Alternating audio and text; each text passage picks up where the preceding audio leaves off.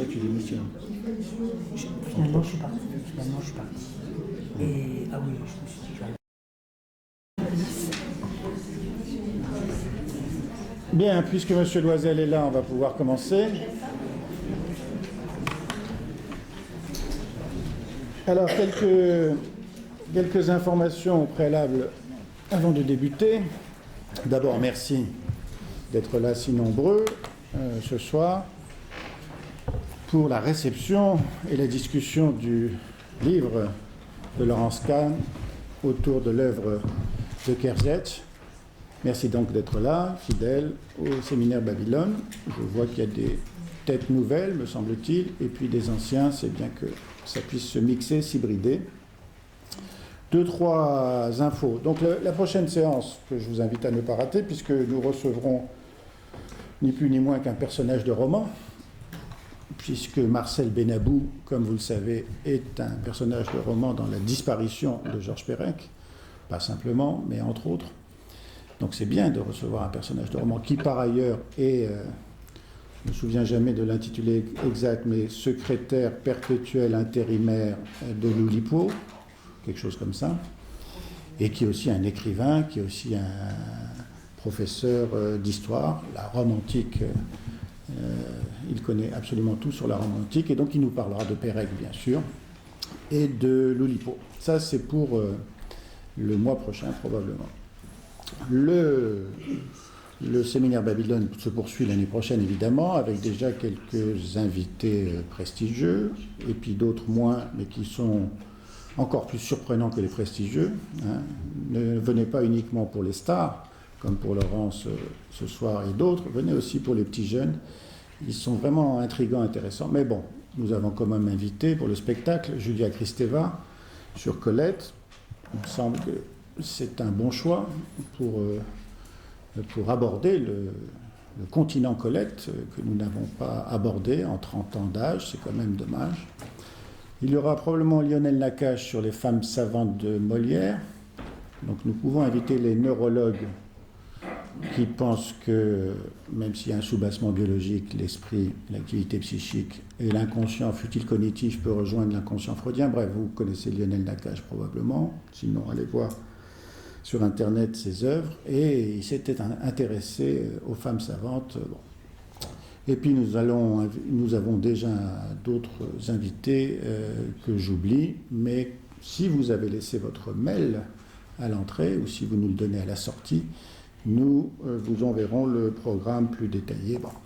Il y aura, oui, je me souviens, il y aura un colloque qui va intéresser notre invité de ce soir, qui est une grande helléniste, qui a travaillé avec Vernon et Pierre Vidal-Naquet, entre autres, qui a fait une thèse de doctorat sur Hermès, et ensuite un livre que je vous invite à acheter et à lire.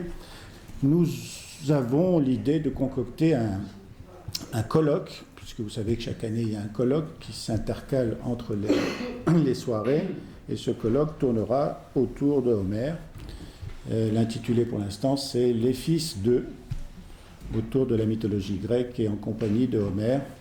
Et probablement que nous inviterons Laurence Kahn, elle ne le sait pas, mais je lui dis dès ce soir. Voilà. Et puis il y a d'autres invités qui vont me revenir peut-être. Alors, encore une info.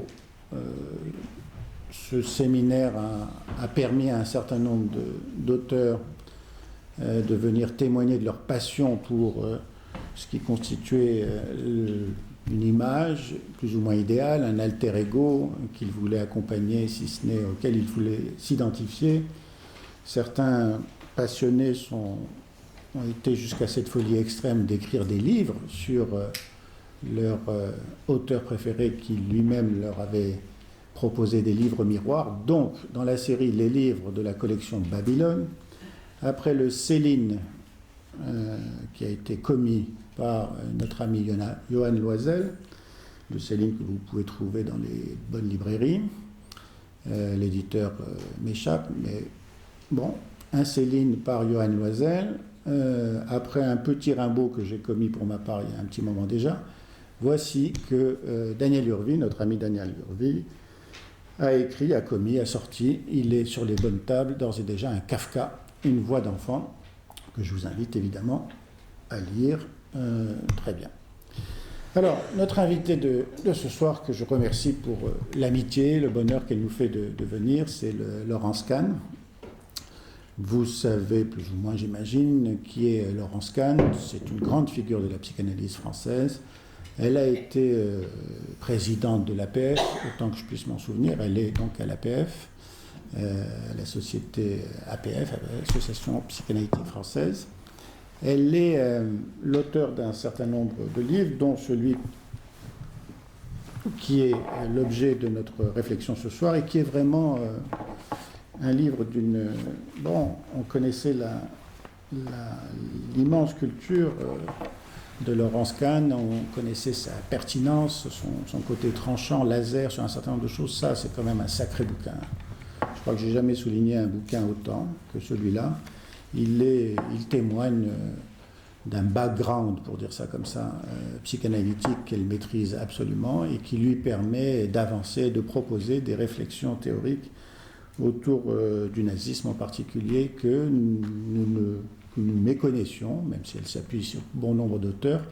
Elle dessine une trajectoire de réflexion qui va mériter la discussion, parce que Laurence n'est pas quelqu'un qui ménage sa pensée ou qui ménage la discussion qu'elle peut avoir avec les gens qui la lisent. Donc on va ne pas la ménager et discuter avec elle sur des options très fortes autour de la question du nazisme. Ce que le nazisme a fait à la psychanalyse, au PUF, Petite Bibliothèque de Psychanalyse, très bien. Alors elle est l'auteur d'un certain nombre d'autres livres, pour lesquels j'ai retenu quelques-uns. Fiction et vérité freudienne, ce sont des entretiens chez Balland. Le fameux... Belles lettres, ça a été réédité, Belles lettres. Aux Belles lettres, maintenant. Le psychanalyste apathique et le patient postmoderne. Le psychanalyste apathique et le patient postmoderne. Vous allez assez rapidement comprendre, j'imagine, elle va l'aborder, que la notion d'empathie, dont elle a redessiné le trajet historique, d'où venait cette notion d'empathie qui infiltre toute la psychiatrie actuellement, cette notion d'empathie ne lui sourit pas tout à fait. Elle est un peu kitsch, un peu chromo, un peu facile, pour tout dire. Et ce livre en témoigne. Bon. Et puis, l'écoute de l'analyste, au PUF, et évidemment, les petits, mais tellement magnifiques, dans la collection de Paul Denis au PUF. Les petits Freud. Voilà, les deux petits Freud sont vraiment, sur la vie, la biographie. L'ensemble de la collection est très important. Vous pouvez acheter le Green, le Questenberg, le Pontalis. Ils sont faits, là encore, par des psychanalystes qui ont une affinité particulière avec l'auteur de leur choix. Et Laurence a une affinité plus que particulière avec ce grand Freud. Alors, elle est évidemment psychanalyste, elle a travaillé avec des enfants. Il y a un livre d'ailleurs qui s'appelle Cure d'enfance. Et je l'ai dit un peu trop rapidement tout à l'heure, il y a une histoire, une histoire particulière, une formation particulière, c'est la sienne, avant la psychanalyse, c'est sa formation d'historienne et d'helléniste. Je pense que c'est important de vous le signaler parce que la question du tragique est quelque chose d'important, évidemment, dans la mythologie grecque, et c'est peut-être quelque chose qui se perd, le sens du tragique, au profit d'une relation qui est marquée dans l'intersubjectivité par l'empathie et qui pose peut-être problème à nos sociétés occidentales. Voilà pour la présentation et je la remercie à nouveau d'être là et de nous faire le plaisir d'être venu ce soir. Merci Maurice et merci de cette invitation. Alors, dans les années 60, a été réédité sous le titre « Médecine sans humanité », un livre de Alexander et Margaret Mitscherlich, publié une première fois en 1949 sous le titre « Science sans humanité ». Des années plus tard, Alexander Mitscherlich s'étonnait encore du destin de la première parution de ce volume, issu de la documentation précise du procès des médecins nazis à Nuremberg, qu'il avait été, avec d'autres, chargé de suivre. À ce volume, tiré à 10 000 exemplaires et largement diffusé auprès du corps médical, il fut répondu par un silence total et une inertie stupéfiante. Parmi les personnes que nous rencontrâmes au cours des 10 années suivantes, écrit Mitscherlich, personne n'avait entendu parler du livre. Ce fut et demeura une énigme, comme si le livre n'existait pas. L'une de ces hypothèses fut que l'ordre des médecins allemands avait acheté tous les exemplaires, de sorte que le livre avait disparu des librairies. Ces médecins de l'infamie avaient fait en sorte que s'abatte un silence de plomb sur cette part de l'histoire allemande. De quelle nature est l'action ainsi perpétrée? Faut-il parler de refoulement, de clivage, de déni? Et revenir sur le passé, lever le voile qui le recouvre, appartient-il au travail de la mémoire, pire, au devoir de mémoire? Ce n'est pas au titre de la commémoration que les jeunes médecins allemands, avec un grand courage, ont peu à peu réouvert leurs archives. Qu'on lise les réflexions autobiographiques de Volker Rölke, directeur de l'Institut d'histoire de la médecine de l'Université de Gießen, et l'on constate que le trajet qui le conduisit de son idéalisation de la médecine jusqu'à ses recherches dans les caves de l'Université de Heidelberg implique une réflexion approfondie, non sur les faits, mais sur les mécanismes psychiques à l'œuvre dans le silence. Son père était médecin, et s'il fut à l'origine le modèle qui poussa Rölke vers les études médicales, il devint peu à peu la source de terribles questions. Ce père, en effet, était né en 1907 et il avait 25 ans au moment de l'arrivée au pouvoir d'Hitler. Et au début des années 40, il était devenu directeur de l'Institut d'hygiène de l'Université de Heidelberg. Il remplaçait le professeur Rodenwald, spécialiste de médecine tropicale, devenu médecin général de l'armée allemande et conseiller de Rommel dans l'Afrika Korps. Or, Rodenwald a été un médecin raciologiste notoire durant la période nazie, zélateur des lois de stérilisation et titulaire de la chaîne d'hygiène raciale créée à Munich. Interrogé par son fils dans les années 70, le père de Rölke demeura parfaitement évasif. Rölke enquêta. Rodenwald, tout comme son père, avait certes été inquiété lors du processus de dénazification, mais ce fut pour une implication dans des activités nazies à un faible degré. C'était des Minderbelasterer. Le premier continua une brillante carrière, au point que l'Institut de médecine militaire, créé en 1967, 2 ans après sa mort, porta son nom, jusqu'en 1998, date à laquelle sa compromission nazie conduisit les autorités allemandes à supprimer ce nom. Quant au père de Rölke, il fut mis à la retraite immédiatement après la guerre. Cette différence de traitement ne correspondait à aucune évaluation réelle de leur responsabilité dans la mise en œuvre des programmes T4. Mais là n'est pas le problème. Car par la suite, Rölke rencontra Mitscherlich, puis organisa en septembre 1989 un colloque public sur les implications post-guerre de la politique médicale menée pendant la guerre. Ceci dans une perspective socio-psychanalytique, écrit Mitscherlich. La hiérarchie de l'université émit alors les critiques les plus vives, arguant de ce qu'il s'agissait là d'activités politiques privées. Rölke ne lâcha pas, se mit en relation avec un groupe de psychiatres qui travaillaient sur les actions du département de psychiatrie de Heidelberg durant la guerre, et il découvrit avec d'autres que, par exemple, les professeurs Schneider et Rauch n'étaient nullement des fanatiques solitaires comme le voulait la Vulgate, que leur système de diagnostic différentiel entre les formes génétiques et les formes acquises de la pathologie mentale était parfaitement rationnel et qu'ils avaient fait usage des méthodes scientifiques les plus modernes. Et la recherche se poursuivit, mettant toujours de proche en proche le fait qu'un nombre incalculable de cadres de la médecine allemande après-guerre avaient été des médecins diligents de la période nazie, y compris le père de Rölke. Lisant ce texte autobiographique, j'ai pensé à la remarque bouleversante de Wim Wenders. Herzog a raison de dire que nous sommes une génération qui n'a pas eu de père, seulement des grands-pères. Moi, je dis un peu différemment que Fritz Lang est le père que j'aurais aimé avoir. Je l'ai regardé comme un orphelin voit le père des autres. Je reprends ma question. Au plan de la communauté sociale, s'est-il agi d'une manœuvre politique, d'un refoulement, d'un clivage face à l'ampleur de la catastrophe éthique? Prenons par un autre angle la même question. Dans Dark Times, Jonathan Sklar décrit la visite que fit un groupe de jeunes analystes réunis lors d'un séminaire de la Fédération européenne de psychanalyse qui se tenait à Varsovie en juin 2010.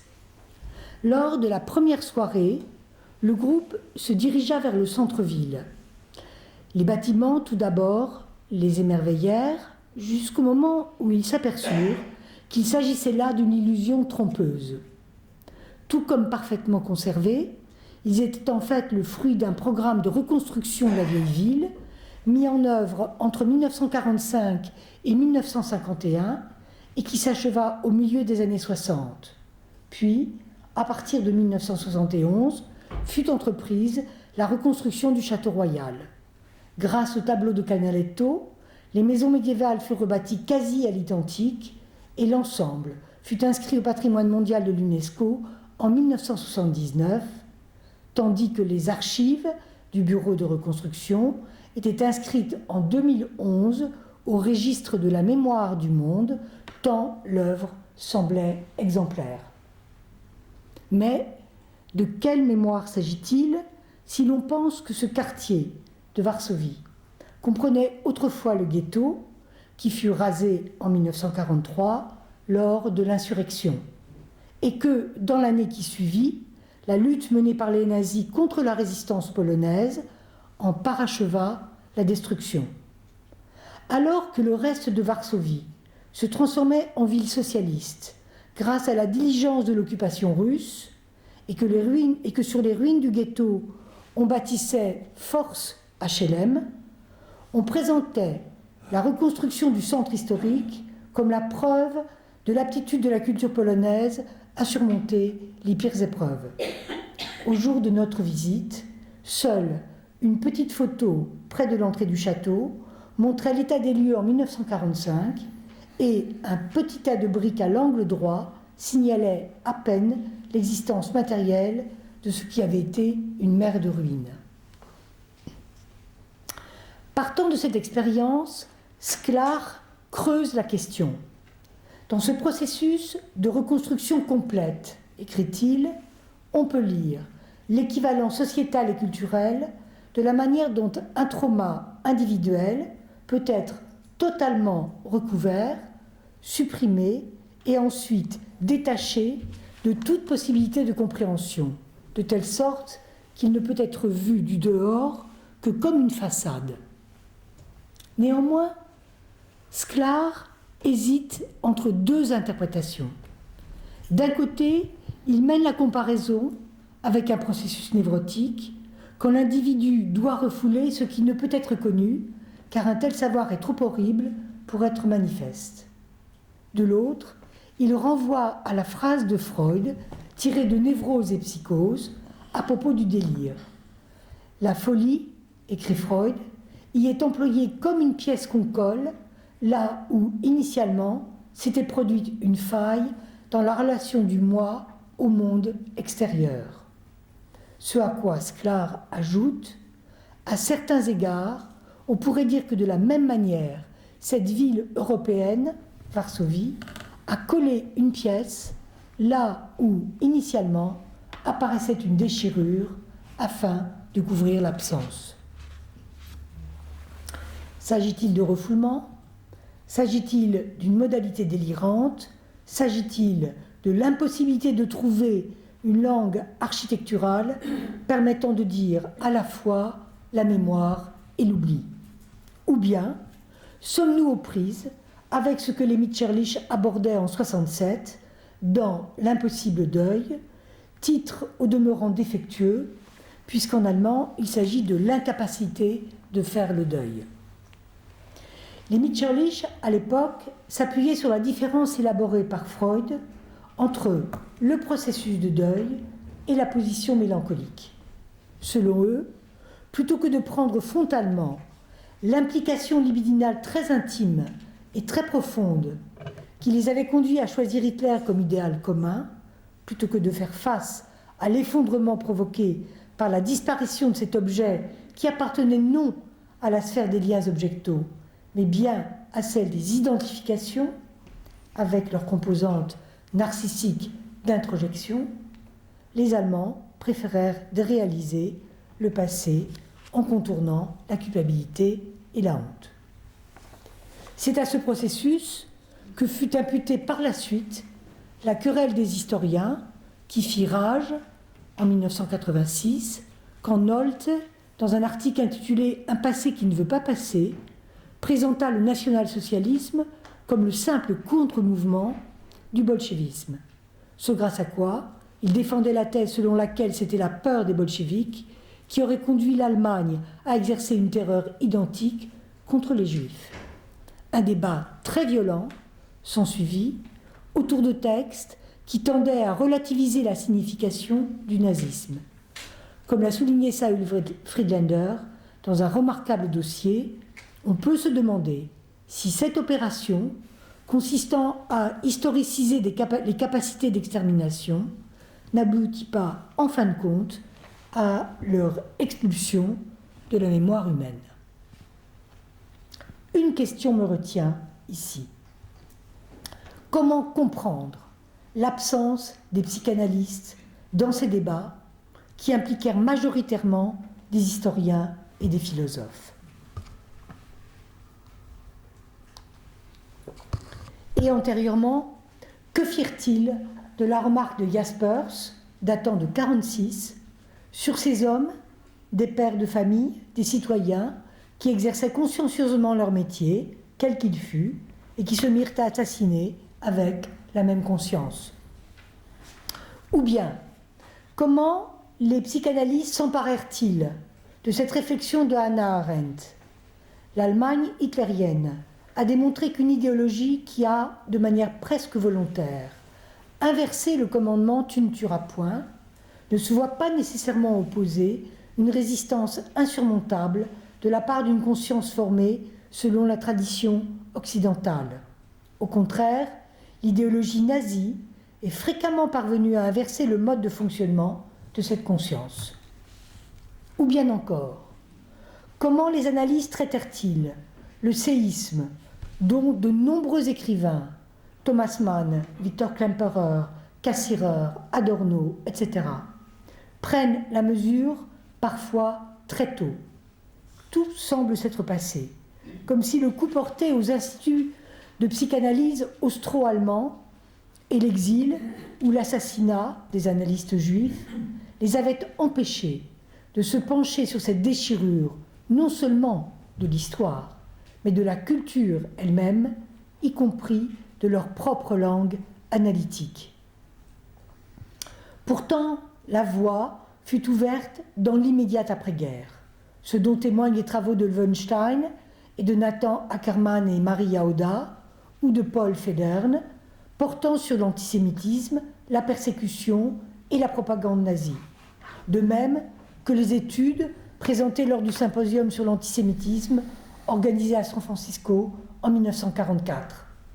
Un symposium où l'on voit Adorno, Horkheimer, Fenichel, Simmel reprendre en charge le legs freudien, s'appuyer sur psychologie des masses et analyse du moi, les textes de 1924 sur la psychose et le malaise dans la culture, pour mettre à l'épreuve une analyse qui croise le politique, la critique sociale et la psychanalyse.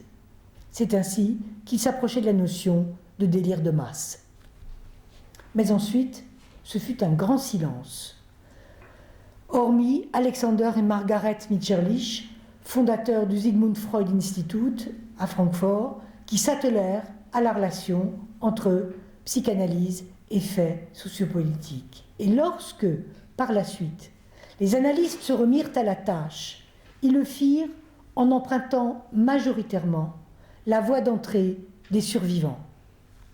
Qu'il s'agisse des travaux du groupe Osthoff, du recueil de Henry Cristal, Le trauma psychique massif, de l'enquête de Judith Kestenberg sur les parents survivants et leurs enfants, de la publication du volume Génération de l'Holocauste, rassemblé par Bergman et Jukovi, des travaux de Després, Le survivant, une anatomie de la vie dans les camps de la mort. Tout ça, ce sont des documents anglais. Tous, peu ou prou, s'inscrivent dans la lignée théorisée par Niederland dès 1961. Dans le contexte des problèmes soulevés par les réparations allemandes, une convergence s'est en effet opérée entre la définition clinique de la situation extrême et son fondement théorique relativement univoque, le traumatisme. D'où naquit alors le syndrome du survivant, considéré comme une entité cliniquement reconnaissable.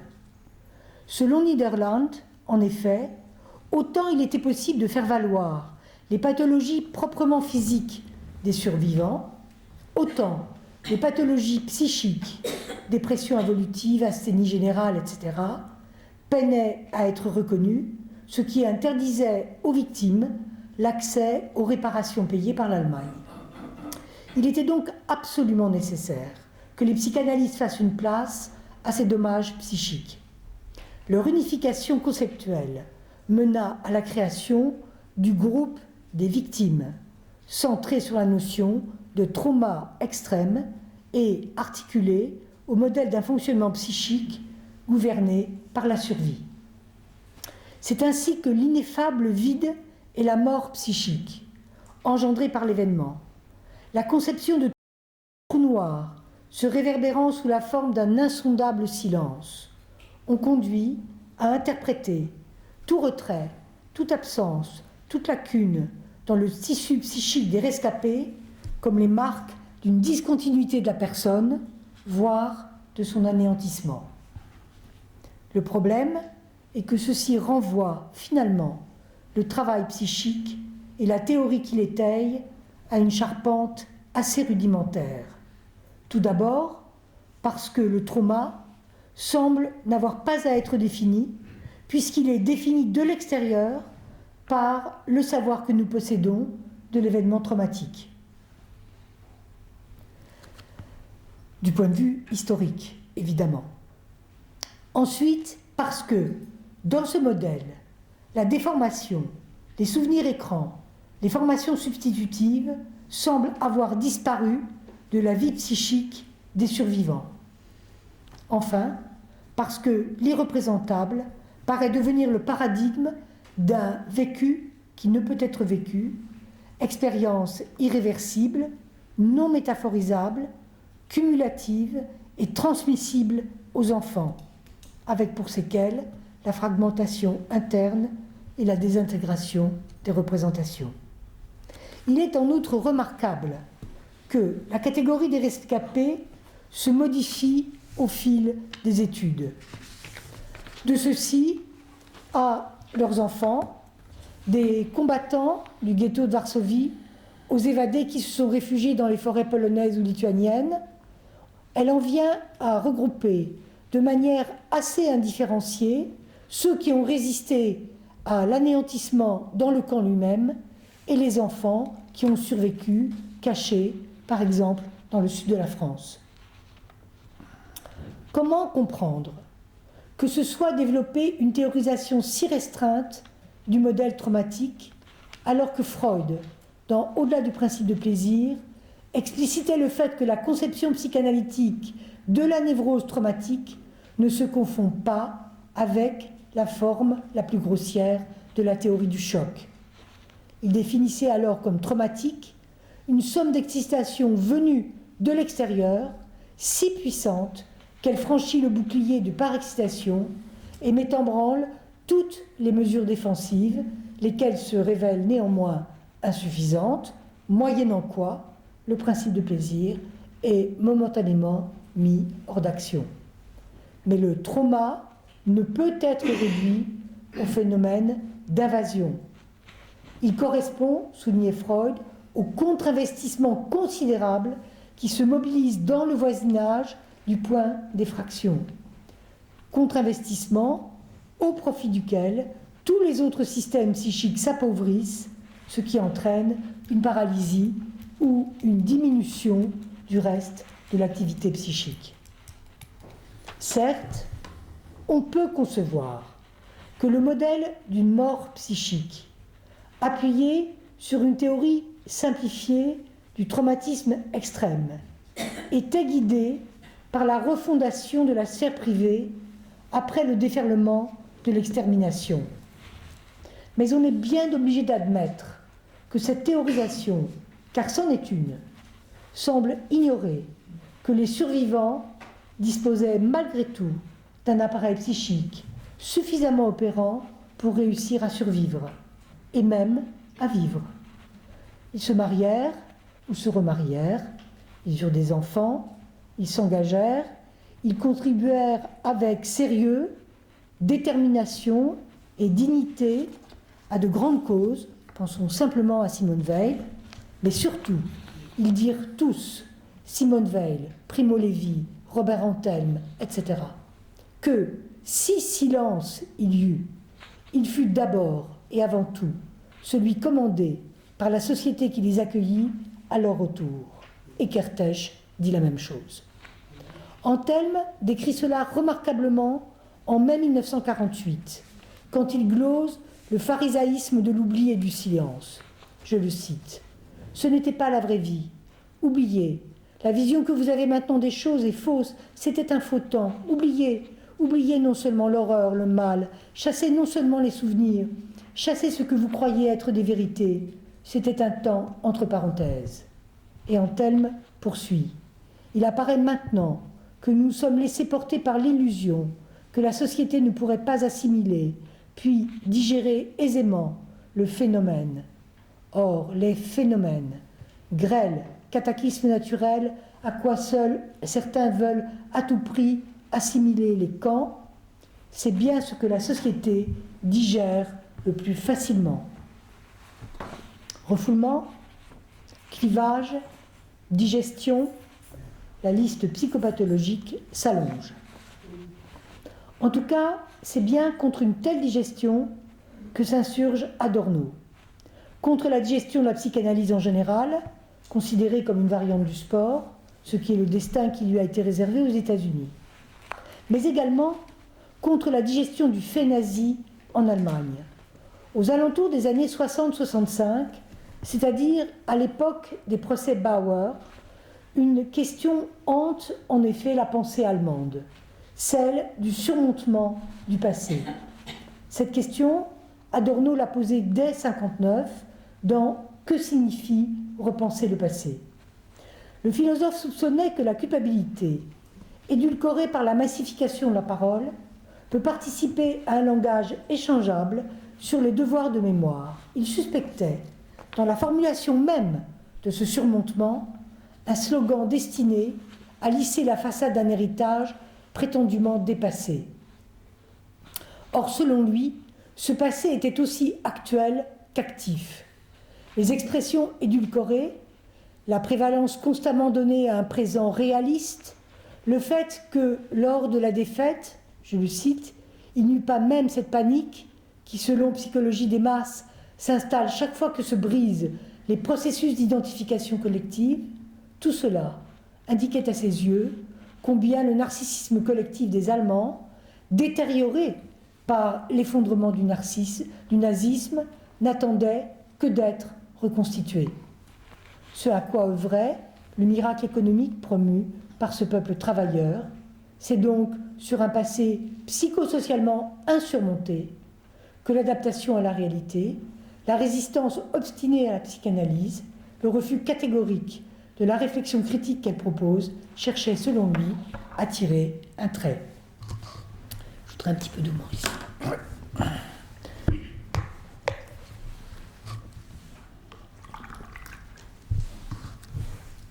Merci.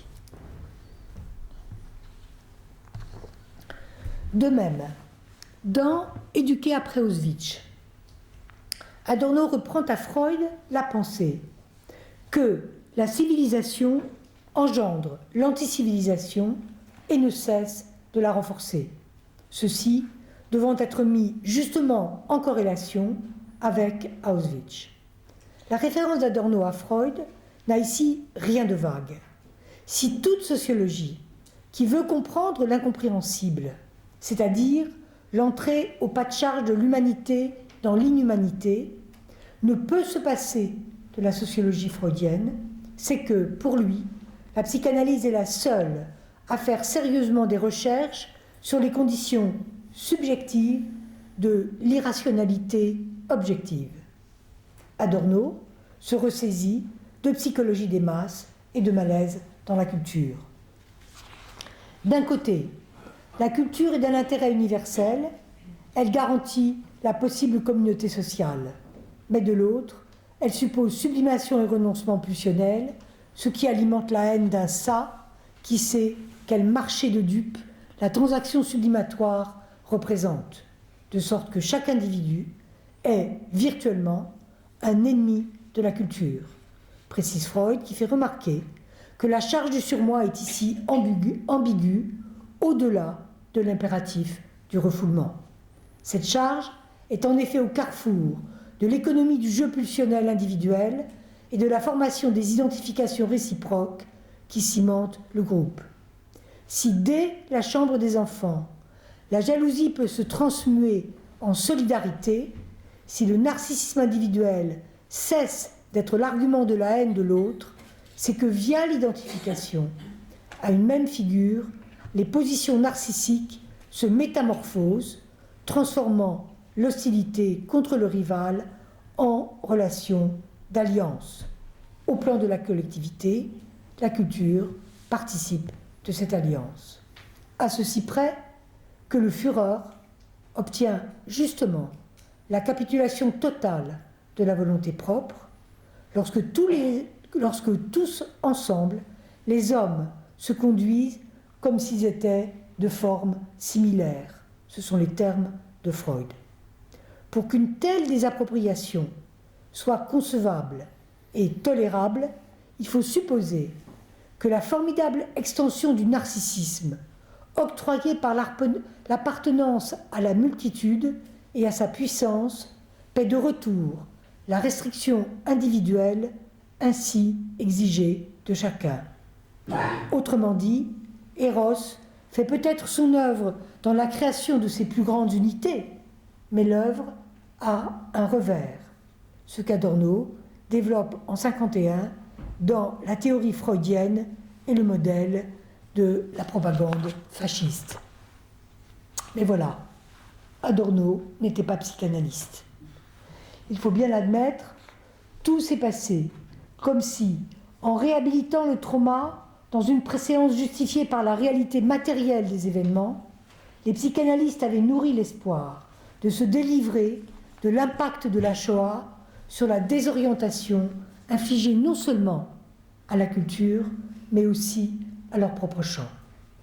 Par exemple, la rupture de contrat nazi, qui mit la loi hors la loi, et c'est un point sur lequel je vais revenir, parce que Kartesh insiste beaucoup là-dessus, impliquait de revisiter la série des dédommagements psychiques que Freud plaçait au centre du fragile équilibre de la civilisation.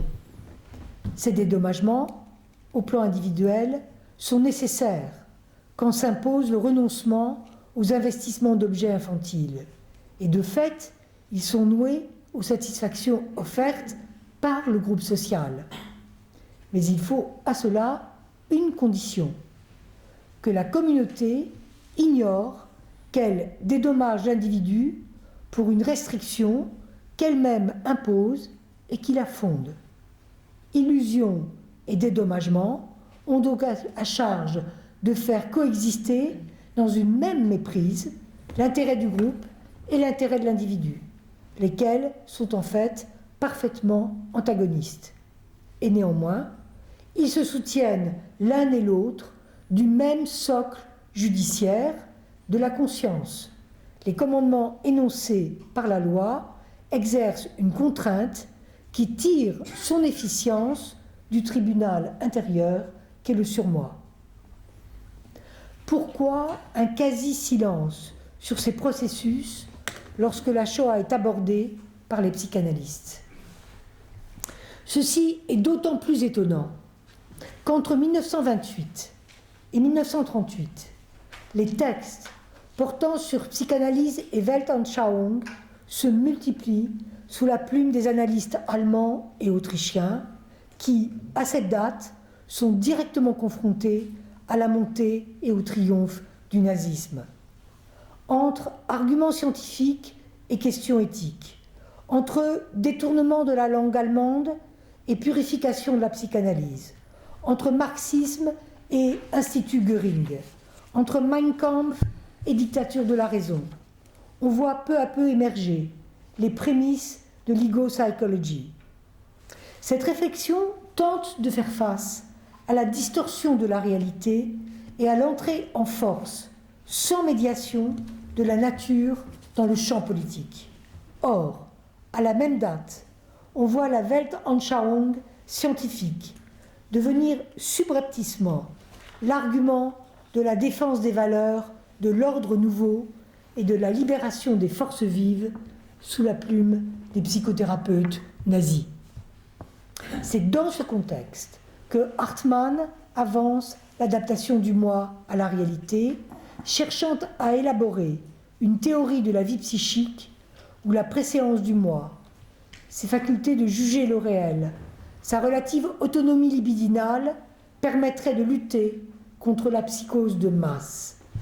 Le surplomb d'une éthique réintroduite par le biais d'un surmoi capable de récuser l'assujettissement identificatoire massifié, capable de tenir ferme les liens objectifs de causalité, s'avère ainsi l'enjeu de la lutte contre la création autocratique de la néo-réalité à laquelle les analystes sont à l'époque confrontés. Davantage, outre les conséquences de la dédifférenciation ça, moi sur moi et de la régression qui s'ensuit, Hartmann tente de repenser le problème de la norme. Selon lui, si l'on s'aventure à parler de normes, celles-ci doivent être rigoureusement restreintes au scientifiquement démontrable, dans la mesure où la notion même de Weltanschauung engage l'irrationalité des jugements personnels. Pour éviter leur irruption dans le champ de la pensée, il est donc nécessaire de tenir compte de la genèse de la morale avec le jeu complexe du refoulement, des formations réactionnelles, de l'identification et de l'organisation du surmoi. Hartmann, en fait, vise alors explicitement l'usage qui est fait du dernier Nietzsche et de son éthique des valeurs vitales. En considérant que la vérité ou la fausseté, et c'est Hartmann qui écrit cela, toujours en 1938, en considérant que la vérité ou la fausseté d'un jugement est déterminée par son effet biologiquement inhibant ou facilitateur, le penseur donne la suprématie aux lois du bios sur les lois du logos. Or, je cite Hartmann, Freud s'oppose de la manière la plus tranchée à cet aspect de la philosophie nietzschéenne, de telles pensées, telles le mépris de la raison et l'idolâtrie de l'instinct étant devenues de nos jours très courantes. Il n'approuve pas, Freud, il n'approuve pas tout bonnement la vie, mais une certaine orientation dans le développement du vivant, ce qui est énoncé dans la formule « là où était le ça, le moi doit advenir ». Le moi, c'est-à-dire précisément ce qui dans l'humain est le siège des impératifs du logos et non simplement l'organe d'une énergétique de l'action. Le moi, c'est-à-dire l'instance qui assure la possible concordance des représentations internes avec le monde extérieur réel. Hartmann attaque ici frontalement les aberrations dont le fondement biologique de la pulsion est devenu l'objet, en particulier sa dérive vers l'instinct avec sa composante biologico-raciale. À ses yeux, la relative autonomie libidinale du moi devrait permettre d'extraire cette instance du jugement, de l'économie intrapsychique homéostasique qui le rend dépendant de la pulsionalité inconsciente.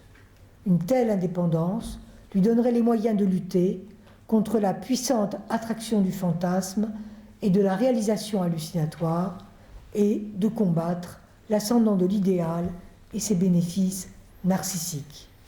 Ceci fut la base de l'ego psychology et l'on sait à quelle rigidité elle donna lieu une fois les émigrés aux États-Unis. Sur tous ces points, néanmoins, il fut répondu, tous ces points métapsychologiques, extrêmement précisément développés par Hartmann avant-guerre, et il n'était pas seul, il fut répondu après-guerre par le silence métapsychologique. Davantage, le contresens de la société civile mena à l'impasse ceux qui revenaient des camps. Je cite à nouveau Antelme. Les hommes avaient voulu montrer sans méfiance ce qu'ils avaient vu. Ils ne pensaient pas que de cela, on leur dirait un jour « c'est une fatalité » ou « c'est une monstruosité naturelle ». Ils pensaient encore moins qu'on pourrait leur suggérer, avec plus ou moins d'autorité, qu'il fallait qu'ils pensent eux-mêmes des camps que ce n'était qu'une monstruosité naturelle. Sous la plume d'Antelme, la nature revêt ici une force toute particulière. Disons que c'est elle qui a attiré mon attention sur Kertész en même temps que je découvrais l'audace de celui-ci à parler de contre-culture nazie. On ne peut plus, écrit-il, parler d'Auschwitz avec la langue d'avant Auschwitz. Ainsi, le mot incompréhensible appartient à la langue d'avant Auschwitz. Avant Auschwitz, c'était vraiment incompréhensible. À Auschwitz et après Auschwitz, c'est devenu naturel. Nombre de commentateurs ont placé ces naturlich, cela va de soi, c'est évidemment, qui scandent les textes de Kertész au crédit de la méthode du récit. Dans Être sans destin, l'adolescent ne sait rien de ce qui va advenir et pas à pas, il organise la logique candide des événements. Mais en vérité, ce naturlich dit bien plus. Comme le note Victor Klemperer, en tant que donnée liée au sang, l'antisémitisme est ineffaçablement tenace. Dans le caractère de science naturelle qu'il se donne, il n'est pas anachronique. Au contraire, il est conforme au mode de pensée moderne. De la nature goethéenne à la nature, selon les nazis, la biologie du discours a ourdi la mystique d'une monstrueuse simplicité qui s'est insinuée sans difficulté dans l'inconscient. Toujours Klemperer. Le Naturlich de Kertész m'est ainsi apparu comme l'écho sidéré de ce que la politique nazie a confié à la naturalité. Naturalité de la race, naturalité animale du parasite, le juif, pulsion naturelle en vue de l'unité raciale. Kertész va plus loin encore lorsqu'il souligne que ce que nous ressentons comme irrationnel, incompréhensible, ou plutôt que nous déclarons tel, réside dans notre univers intérieur. En vérité, écrit-il, il n'y a aucune absurdité que l'on ne puisse vivre tout naturellement. Et l'infernal laboratoire d'Auschwitz contient toutes les potentialités générales de l'humanité, c'est-à-dire aussi les nôtres. Ce que veulent ignorer les humanistes professionnels qui préfèrent, écrit Kertész, croire qu'Auschwitz est arrivé uniquement à ceux auxquels il est arrivé, précisément à cet endroit-là. Ils veulent ignorer que ce séisme est le paradigme d'un nouvel état de la condition humaine et qu'au-delà de l'événement génocidaire, ils sont en fait confrontés à un nouveau paradigme de l'universalité, celui que le mouvement national-socialiste, ses héros négatifs, leur puissance destructrice ont révélé, promoteur d'une véritable contre-culture. Rien de métaphorique sous la plume de Kertész dans cette expression de contre-culture. De l'ombre profonde jetée par la fumée de l'extermination sur l'Europe, ce sont ces mots, dont les flammes ont gravé une marque indélébile dans le ciel, Kertész ne cesse de dire qu'elle recouvre toute la civilisation dans laquelle l'extermination a eu lieu. La rupture de contrat comme moteur de pouvoir, ce sont ces termes, a fait entrer le mouvement national-socialiste et sa puissance destructrice dans le cercle de la civilisation. Et tel était d'ailleurs son vœu d'y entrer comme opposant à l'esprit, au service de la haine de l'esprit. Ce mode d'action ne peut donc être traité comme une transgression. Il s'est agi d'un vrai dispositif dont le ressort fut précisément de mettre la loi hors la loi. Grâce à cette invention récente, je le cite, je cite Kertész, il s'est avéré que le meurtre constitue un mode de vie vivable et possible, donc institutionnalisable. C'est d'ailleurs peut-être là que se cache le diable, écrit-il dans le refus. Non dans le fait que l'homme tue, mais dans celui que les vertus indispensables au crime deviennent pour lui l'ordre du monde. Dès lors que l'ordre admis devenait un ordre commandé par le bios de la nature, la culture s'est trouvée durement affectée, le crime d'Auschwitz prenant les proportions d'une plaie qui ne se referme pas, malgré le vœu que s'établisse une nouvelle morale consensuelle, celle que Kertész rapporte à l'indifférence bien intentionnée de la société.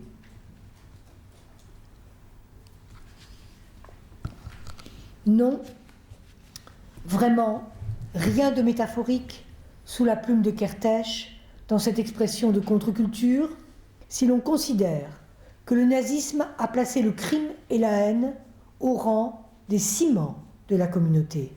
Ainsi, dans ce discours de 1923, où Hitler proclame « Il y a deux choses qui peuvent unir les hommes, des idéaux communs et des crimes communs. » Nous avons inscrit sur notre bannière le grand idéal germanique, et pour cet idéal, nous nous battrons jusqu'à la dernière goutte de notre sang.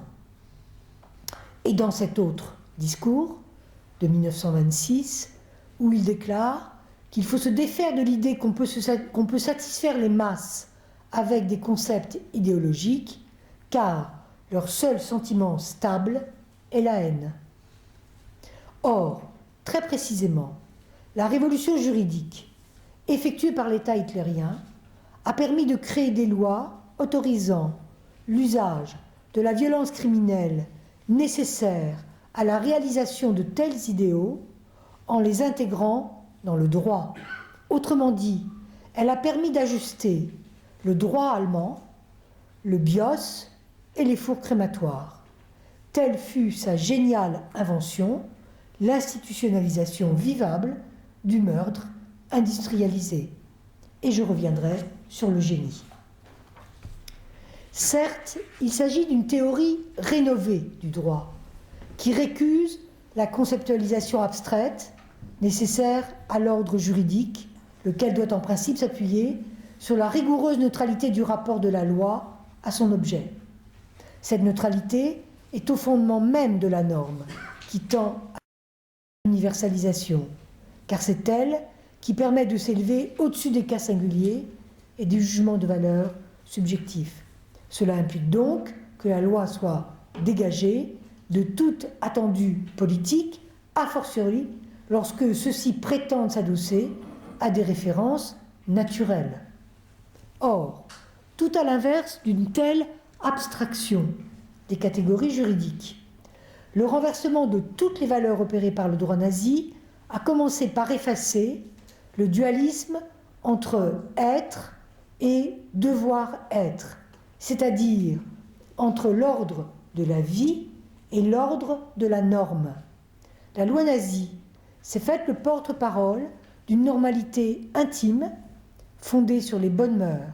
C'est ainsi que s'est opérée la différence entre la loi, das Gesetz, norme écrite, prétendument morte et constamment désignée comme l'héritage du formalisme juif, et le droit, das Recht, soi-disant vivant, dicté par la nature, tel que le nazisme l'acclame. Ce qui s'est immédiatement même matérialisé dans la puissance discriminatoire des statuts, par exemple celui d'étrangers allogènes.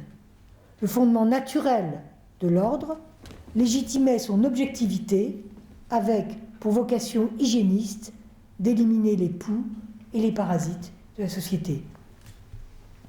Mais au-delà même de l'extermination des parasites, l'entrée en force de la nature dans le champ politique entraîne en réalité la désintégration de la notion même de société.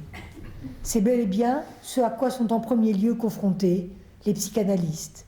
Désintégration qui s'effectue au profit de la communauté, la Gemeinschaft, fondée sur l'inconditionnalité de la fidélité au Führer, ou plus exactement, au profit de la Gefolgschaft, cette troupe forgée sur l'adhésion aveugle des guerriers de l'ancienne Germanie à leur chef de guerre. L'adhésion immédiate du peuple fidèle ne s'établit plus sur le principe d'un commandement, par la voie duquel le mandataire légal est investi de ses attributions. La Führerschaft est en elle-même, par elle-même, incarnation de ce principe, toute référence tierce s'évanouissant dès lors. De proche en proche, ce qui met la loi hors la loi, c'est donc la nature, convertie en loi identitaire de la nature, version inédite d'une universalité qui ne pourrait devenir universalisation culturelle que si la culture européenne acceptait de la penser, c'est-à-dire d'être fécondée par elle, plutôt que de se consacrer à un oubli institutionnalisé par les rituels de commémoration. Tel est l'enjeu de l'universalisation pour Kertész. Nous voyons comment, écrit-il, l'Holocauste prend les proportions d'une expérience universelle et, si je ne craignais d'être mal compris, je dirais d'une culture, de même que Freud, qui relie l'origine du monothéisme, la plus haute culture morale, au parricide originel. Il ne faut jamais oublier que Kertész fut le traducteur en hongrois de Totem et Tabou, du Moïse de Michel-Ange et de l'homme Moïse et le monothéisme. En tant que traducteur, il sait que l'exil ne tient pas à la perte de la langue maternelle. J'aime écrire en hongrois parce que cela me fait mieux sentir l'impossibilité d'écrire. Il sait aussi que l'exil n'est pas seulement celui provoqué par l'expérience supposée indicible du camp. C'est au moins autant, sinon davantage, celui provoqué par la tyrannie même de la langue. Tyrannie d'une langue désormais contaminée par le nazisme, si l'on considère l'usage exorbitant qui fut fait de la pulsion sous toutes ses formes, de la Triebkraft à la pulsion d'autoconservation, la Selbsterhaltungstrieb, devenue axe de la politique de l'espace vital, c'est-à-dire le Lebensraum. Cet usage passe par les rêves originaires que promeut la force pulsionnelle, puissance de rassemblement de l'âme germanique et de son fondement identitaire. Mais aux yeux de Kertész, sur l'autre versant, la tyrannie exercée par la langue consensuelle pèse d'un poids aussi lourd, avec la pathétisation inflationniste de l'Holocauste, sa mondialisation et la métamorphose du souvenir en rituel, assigné désormais à une place fossilisée. C'est cette tyrannie qu'il faut ébranler en ébranlant le récit épique. Il faut parvenir à toucher ce point central, obscur, qui fait du destin du rescapé un non-destin, un destin d'où toute faute s'est éclipsée, de sorte que les survivants sont déchargés au regard de l'histoire de tout crime comme de toute responsabilité, ce grâce à quoi le rescapé est définitivement dépouillé de lui-même. Il ne peut dès lors que s'adapter dans le sens du conformisme qu'instaure l'adhésion au nous consensuel, édifié sur les ruines du nous mystique, ce qui lui octroiera une vie honorable de victime, mais fera à tout jamais de lui un homme superflu.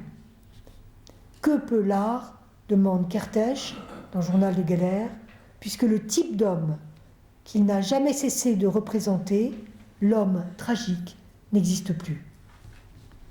Mais les psychanalystes ont peut-être le plus grand mal à admettre que le temps de la tragédie est révolu. Avec la prise en compte d'une responsabilité individuelle affranchie de la répétition aveugle du châtiment divin, celle-ci avait assurément modifié de fond en comble la relation au discours intérieur depuis les Grecs. Si le destin n'est jamais tragique, si seule est la conscience du destin, la fiction tragique avait dit les tourments de l'âme en arrachant l'humain à l'effectuation réelle des actes.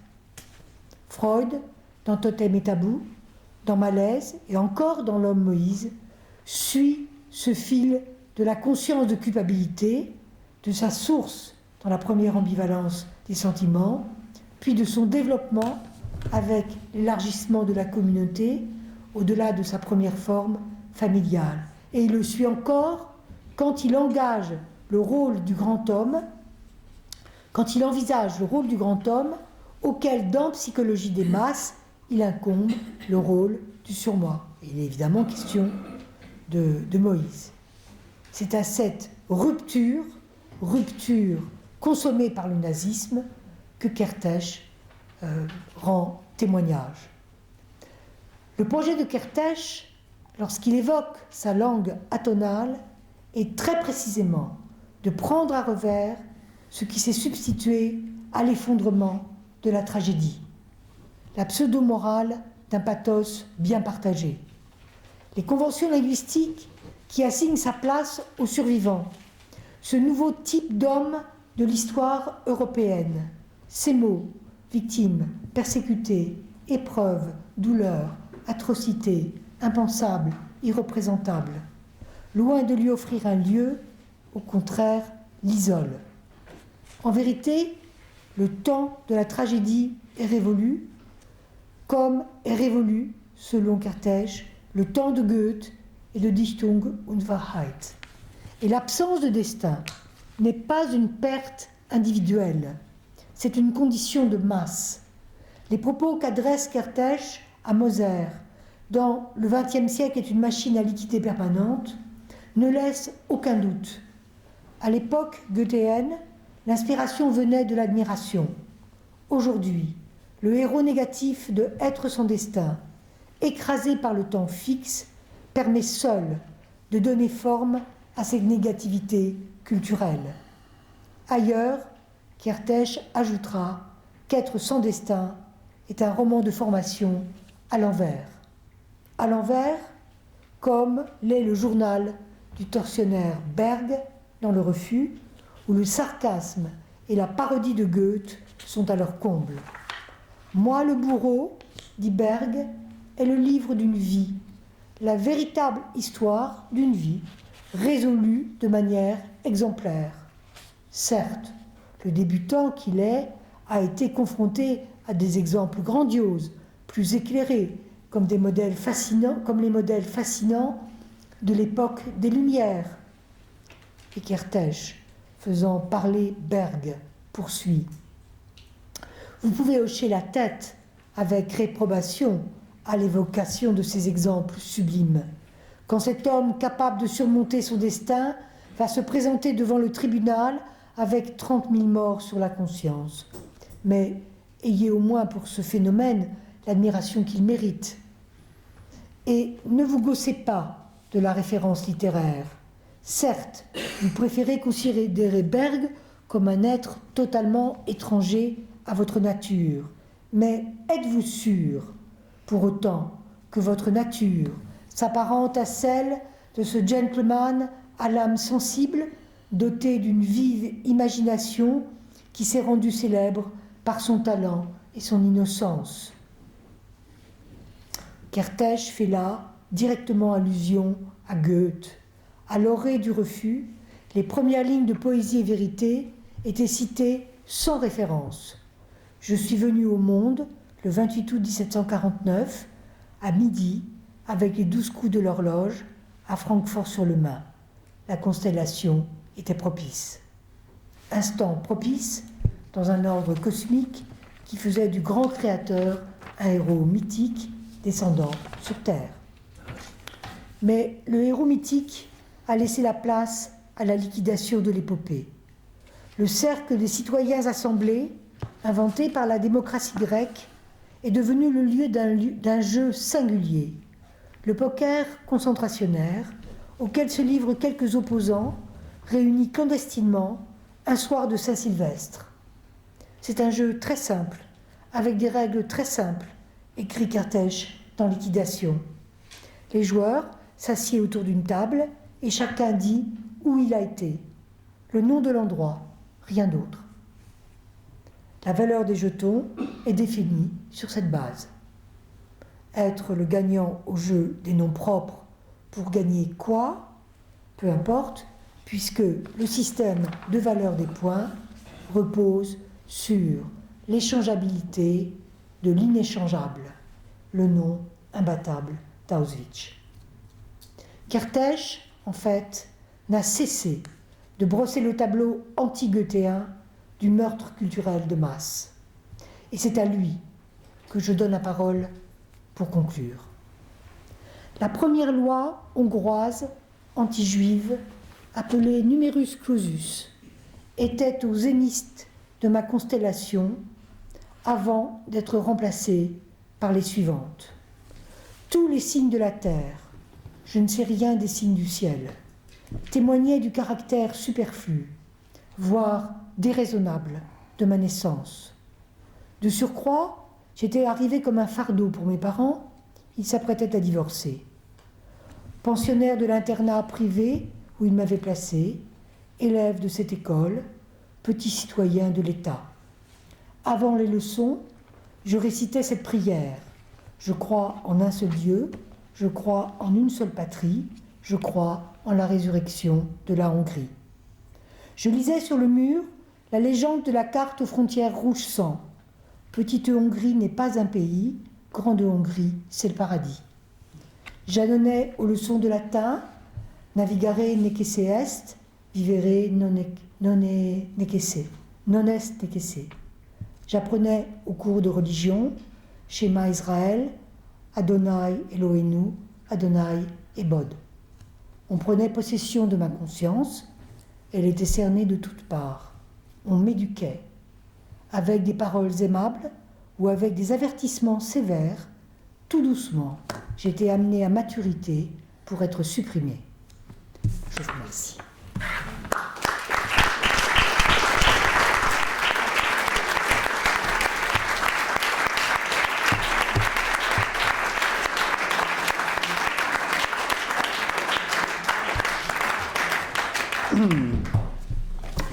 Bien.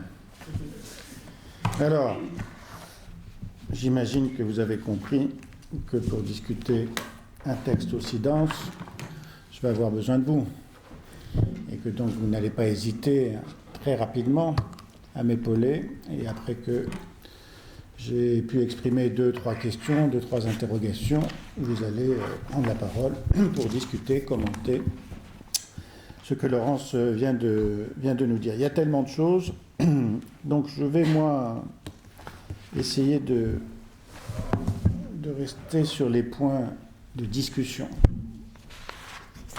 Il y en a quelques-uns, mais ils sont minimes par rapport à l'enthousiasme qui est le mien, par rapport à ce que tu as pu développer, de ce que j'ai dit tout à l'heure, c'est-à-dire des trajectoires de pensée, ce courage de penser le nazisme comme une contre-culture, ce courage de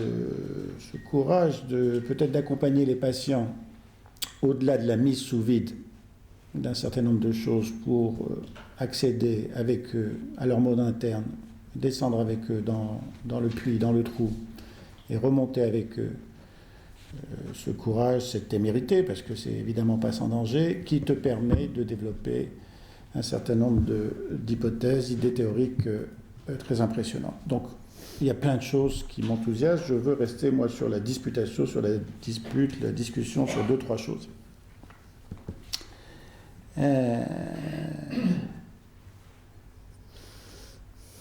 C'est Hitler qui disait que le problème avec le peuple juif, c'est qu'il avait inventé la conscience morale. En tout cas, c'est George Steiner qui rapporte l'idée que Hitler aurait pu dire que le problème avec le peuple juif, c'est qu'il a inventé la conscience morale. Ce qui n'est pas la même chose que d'avoir amené la loi, l'étape de la loi et le fameux « tu ne tueras point », contre lequel la contre-culture nazie va dire que la loi est hors la loi. Non. Il y a dans ton livre une idée magnifique, parce qu'elle est poétique, c'est l'idée qu'il y aurait 2 ennemis, Hitler et Freud. Et que tu as lu Mein Kampf en allemand pour trouver tout un tas de choses qui témoignent du fait que l'ennemi pour Hitler, c'est Freud. L'idée, j'en rajoute... Non, Thomas Mann dit ça. Ouais, Thomas Mann dit ça. Donc. L'idée, c'est quasiment qu'il aurait envahi l'Autriche pour aller attraper Freud. C'est ça. Pourquoi ? Parce que ce vieux bonhomme-là, dans son coin, là, l'emmerde beaucoup. Parce que si on lit Mein Kampf, par exemple, Hitler confond avec Triebe la pulsion et le destin, et l'instinct, pardon. Et évidemment que Freud va insister sur cette notion éminemment importante en psychanalyse de pulsion, qu'il différencie de l'instinct, et puis que, par exemple, sur la question de l'autoconservation de Freud, tout de suite, le Hitler en question parle d'espace vital, et que la pulsion d'autoconservation, le fait que le dur désir de durer, le fait que ça pousse et qu'on a besoin de s'expandre, explique qu'on puisse déterminer un espace vital, c'est-à-dire d'éliminer tous les autres. Bon. Donc il y aurait pour le dire autrement, comme le disait un de mes vieux maîtres, Jean Gilibert, c'est peut-être l'histoire de la rencontre de 2 peuples qui pensaient qu'ils étaient élus. Je rappelle accessoirement aux antisémites qui existent en tout à chacun que les Juifs n'ont pas été élus par Dieu, c'est simplement qu'ils ont élu Dieu, ce qui leur a posé énormément de problèmes. Donc, en tout cas, c'est un point de vue.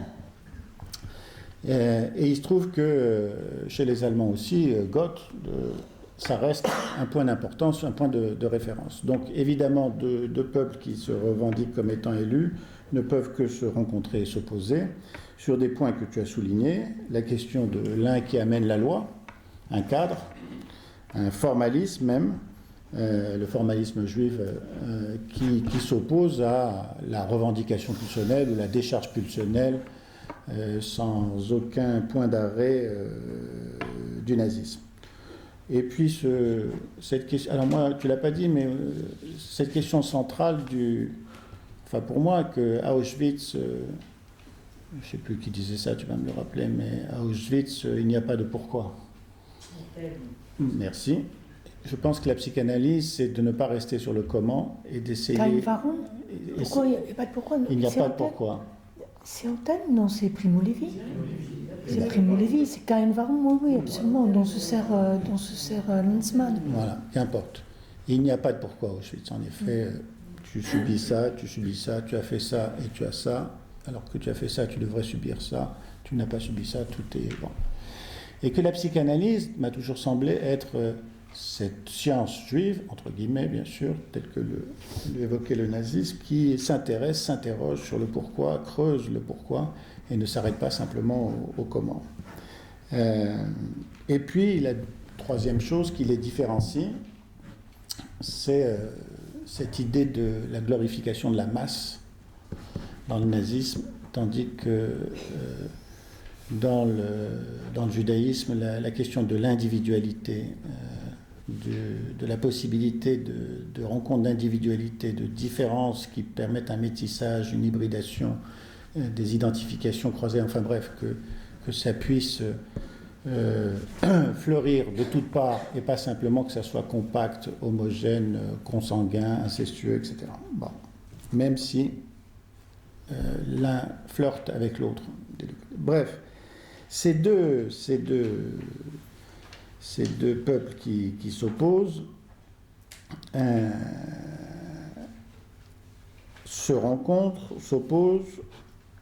La question que je me pose, c'est est-ce que tu partagerais cette idée que alors, c'est une question attenante, tu as l'air d'être, je résume peut-être, mais tu as l'air d'accompagner un certain nombre d'auteurs autour de la Shoah, par exemple Lanzmann, tu accompagnes Laszlo Nemetz, pour parler du dernier peut-être, le fils de Saul, Claude Lanzmann, bien sûr, avec Shoah, tu accompagnes plutôt Friedlander, tandis que tu restes assez perplexe vis-à-vis de Semprún, peut-être même un peu de Primo Levi, bref, et évidemment tu restes du côté de Kertész, mais l'important pour toi, c'est que Lanzmann, Kertész,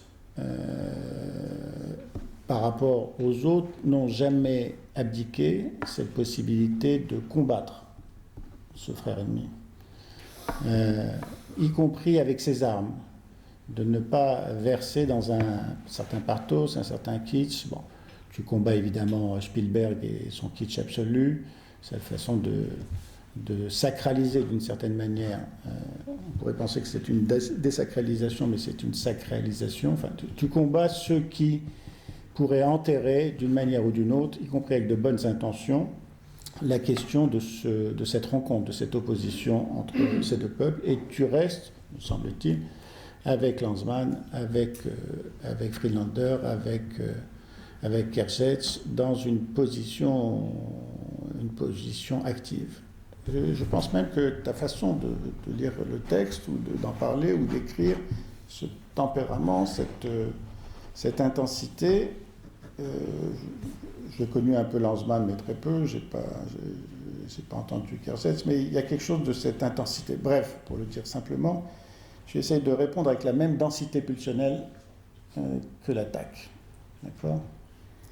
Ce qui n'est pas le cas, par exemple, de quelqu'un comme Elie Wiesel, qui, lui, est dans un autre registre, qui est aussi dans la tradition juive, mais qui n'est pas dans ce registre de combat, d'opposition. On peut peut-être même dire que Lanzmann a un moment dévié avec ses derniers films autour d'une espèce de vénération de cette attitude de combat viril. Bon.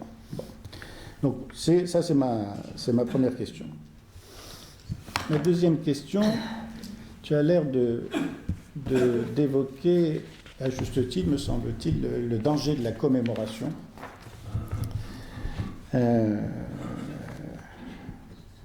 Et que, d'une certaine manière, si on commémore les morts une fois l'an, c'est pour mieux les oublier tout le reste du temps, et que, d'une certaine manière, on recouvre, là encore, et que le monumental détruit plus qu'il ne permet de penser à ces morts-là. Mais, et c'est ma question, et qui va se retrouver dans une autre question, comment faire pour demander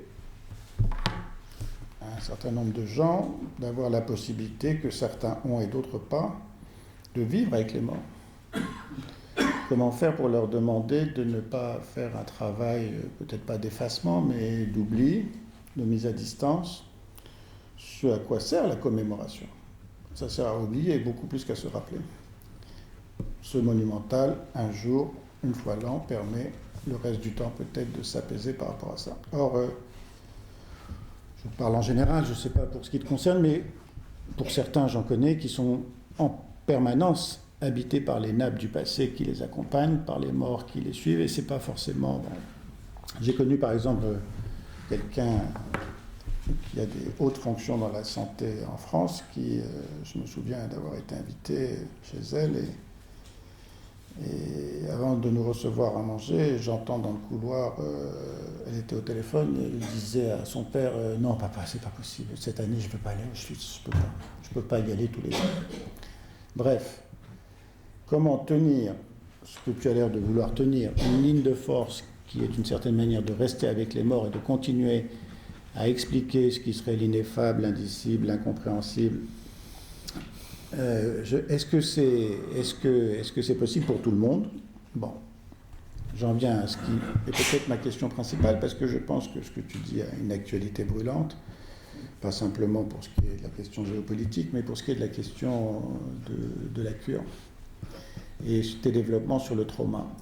Je pense que tu dis à juste titre qu'il y a une inflation actuellement de mots comme le vide, le trou, l'absence, et que cette mémoire traumatique, elle est là, il suffit d'avoir le courage d'aller la chercher et d'essayer de faire en sorte que le patient puisse survivre à cette exploration, à cette aventure à rebours dans son monde interne et avec tout ce qu'on peut imaginer de reformulation de tout ça. Tu dis une chose essentielle, c'est que non, c'est pas mort, c'est pas absent, c'est pas vide, c'est pas qu'il n'y a rien, c'est là et que c'est massivement contre-investi. Bon. Et que tu as l'air de ne pas accepter facilement, tu me dis si je me trompe, mais d'en rester à des termes, tu critiques même des termes psychanalytiques comme c'est simplement le refoulement, c'est simplement le clivage, bon, comme si tu ne voulais pas admettre, et ça